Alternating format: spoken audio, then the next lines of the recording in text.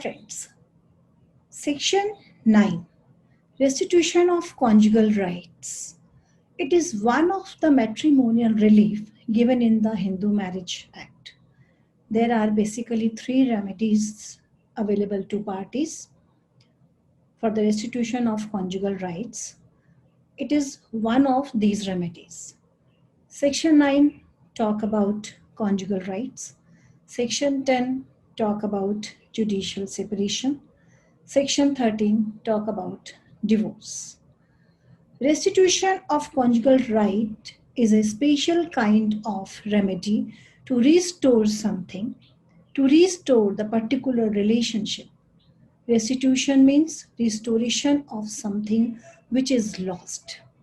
Section 9 dealing with the restoration of a relationship between husband and wife and talking about their conjugal rights, talking about their matrimonial rights of both the parties against each other.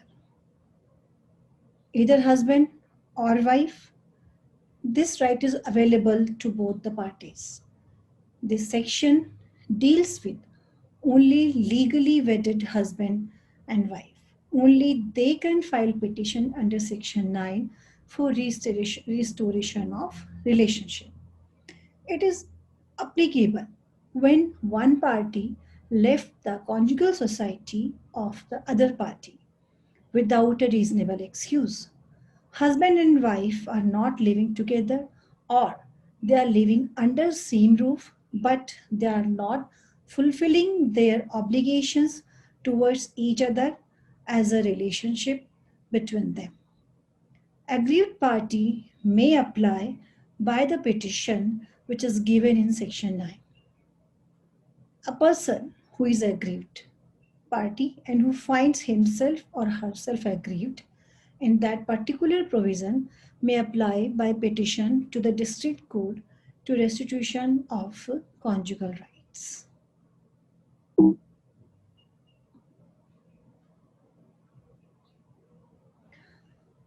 Section 10, another remedy, another relief, talks about the judicial separation.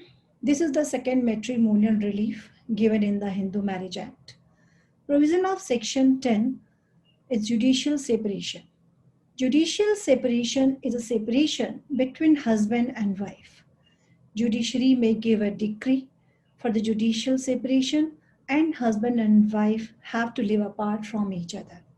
If a petition filed for the divorce, but the court can't grant a decree for the judicial separation, if a petition filed for the divorce, but in that case also court can grant a decree for the judicial separation, not for the divorce.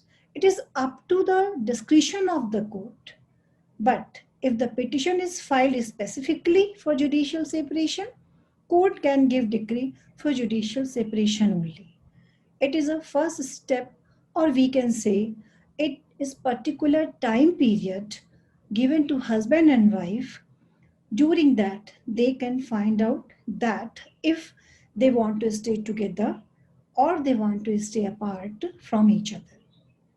Judicial separation is an instrument conceived under law to afford some time for introspection to both the parties to a troubled marriage. Law allows an opportunity to both the husband and the wife to think about the continuance of their relationship, while at the same time directing them to live separate, thus allowing them the much needed space and independence to choose their path. Judicial separation is a sort of a last resort before the actual legal breakup of marriage, that is divorce. There is no effect of a decree for judicial separation on the subsistence and continuance of the legal relationship of marriage as such between the parties. The effect, however, is on their cohabitation. Once a decree for judicial separation is passed, A husband or a wife, whosoever has approached the court is under no obligation to live with his or her spouse. This matrimonial relief available to both the parties, either party to a marriage or legally wedded husband and wife, both have right to file a petition or may present a petition on the grounds described in the section 13 subsection 1 and section 13 subsection 2 of Hindu Marriage Act. Now I come to the divorce. Grounds of divorce. The Hindu Marriage Act is based on the theory in which any one of the aggrieved spouses, section described in section 13, subsection 1, can approach the court of law and seek the remedy of divorce. Under section 13, subsection 2, or section 13, subsection 2 provides the ground on which only the wife can approach the court of law and seek the remedy of divorce. There are differences in the grounds on which a person can ask for divorce. These differences depend upon different laws. Like, for instance, under Hindu laws, divorce can be sought for on grounds of adultery, cruelty, desertion, etc. While on the other hand, Muslim law, there are only 6 grounds: impotency, cruelty, irregular marriage, non-performance of matrimonial obligations, outcast, and arrangement of marriage by a guardian who is not biological father. There is a great difference in divorce laws in different communities. It is observable that out of all the codified or uncodified laws, the ground specified for divorce are most exhaustive in Hindu law and therefore grant a greater remedy to the petitioner, the spouse. Now we come to the different grounds of the divorce explained in the section 13, subsection 1 of Hindu Marriage Act. First ground that comes is an adultery. After the amendment,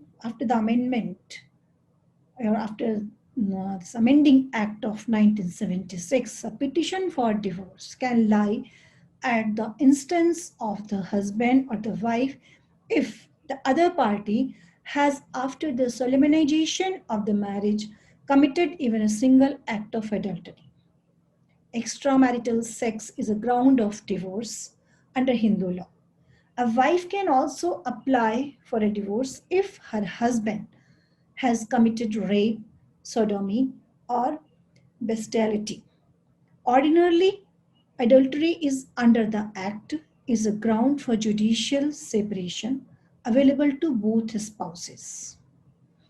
The facts usually are not of a complicated nature, but determinable upon common grounds of reason, as per rule that it is not necessary to prove a fact of adultery in time and place, nor it is absolutely incumbent on the petitioner to prove the identity of the person with whom the alleged act of adultery took place. In Hotel Bill and Register case, Raspin versus Raspin, 1953, where the evidence consisted of an entry in a hotel register and of the respondent being seen in a bedroom with an unknown woman, the view was expressed that the court would insist upon evidence of background of an adulterous association. The mere fact that some male relative of the respondent had written most improper letter to her is not of itself sufficient to prove adultery. In the case law, Vallabh Das versus Sushila Bai, Honorable Supreme Court observed that in case where ground of divorce is adultery, the party making the condemnation should prove beyond reasonable doubt that the other party has indeed been adulterous, and only then a court can decree for a divorce. The second ground, cruelty.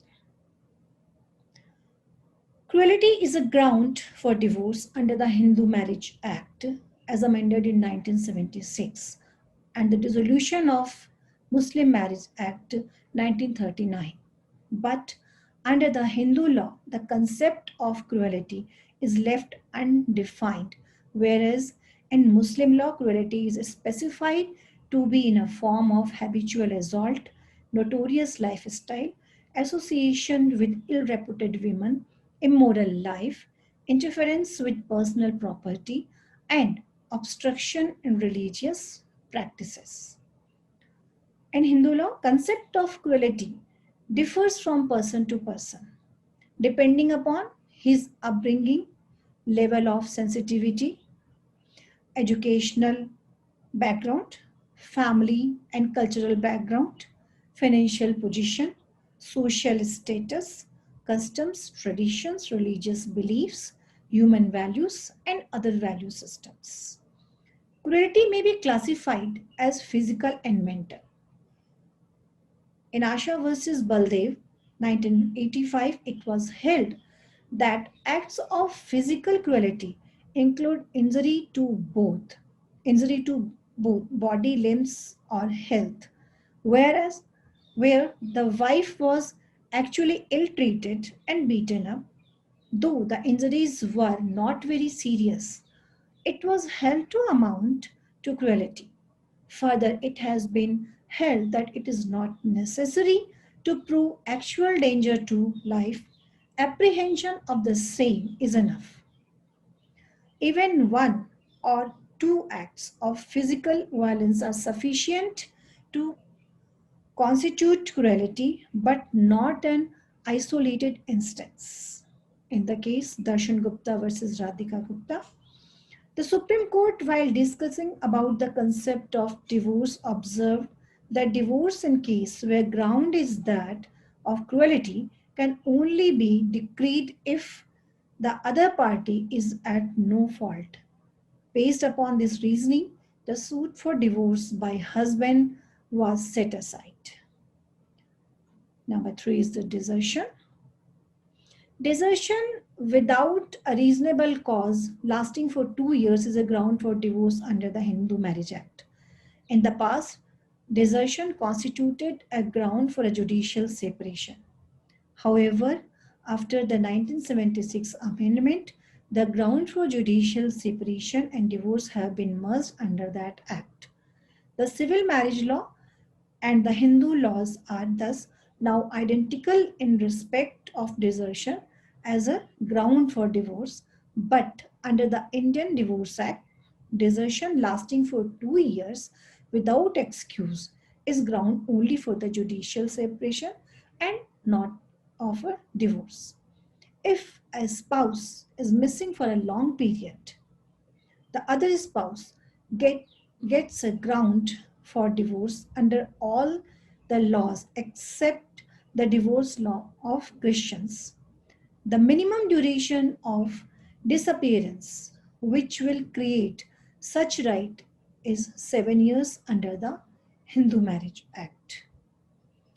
In the case Adhyatma Bhattar Alva versus Adhyatma Bhattar Sridevi, Honorable Supreme Court, while discussing desertion as a ground of divorce, observed that the desertion has two different essential, and once both of them are fulfilled, the spouse can claim a divorce. The burden of proof is on both of spouses on their part. Number 4 is conversion. Conversion to another religion is a ground for divorce in Hindu law. In Hindu law, there is no conversion so long as a person remains a Hindu, Buddhist, Sikh, or Jain. For divorce, under this, there is no recourse of a judicial separation because a valid marriage cannot be presumed between the Hindu spouse and the converted spouse. The act is, however, silent regarding the effect of the wife's conversion. In Hindu law, sannyas, that is renunciation of material life for spiritual and religious life is a ground for divorce. There is exclusively for the Hindu and has no place either under the Special Marriage Act or any other personal law operating in India. In case law, Suresh Babu versus Leela, it was held that conversion to a non Hindu religion does not automatically dissolve the marital bond but only provides the aggrieved spouse to move towards a court for a decree of divorce. And in this relation, the court admitted the decree of divorce. Insanity and leprosy. The Hindu Marriage Act emphasizes on the sanity of parties at the time of marriage.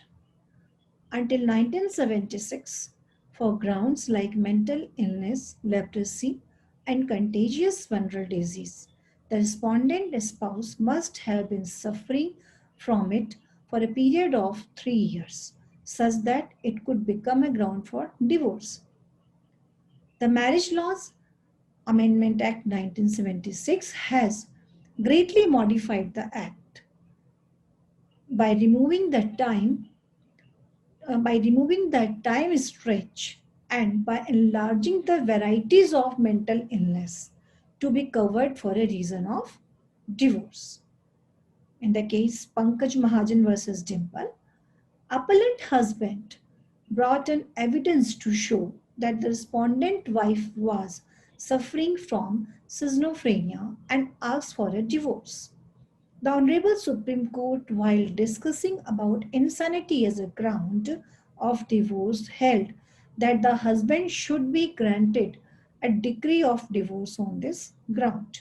In the case Swarajya Lakshmi versus G.G. Padma Rao, the Honorable Supreme Court, while discussing about leprosy as a ground of divorce, observed that in case of an incurable and virulent form of leprosy, decree of divorce can be granted and based upon this reasoning granted a decree of divorce. Number 7, venereal diseases. Under the Hindu Marriage Act, a spouse can ask for a divorce when his or her partner is suffering from a contagious venereal disease, which could spread due to mutual cohabitation. In the case Mr. X versus Hospital Z, a doctor informed the fiancée about her soon-to-be husband's communicable venereal disease, because of which she refuses to marry him. In a suit filed before the Honorable Supreme Court, it was held that this act of doctor did not violate Mr. X's privacy and was for a greater good. It was also held that in case like this, a divorce is permissible.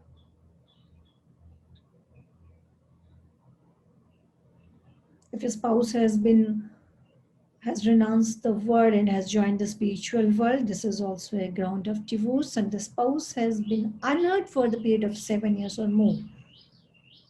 Either husband or wife who has not heard any news, anything about his partner from last 7 years can file a petition for divorce.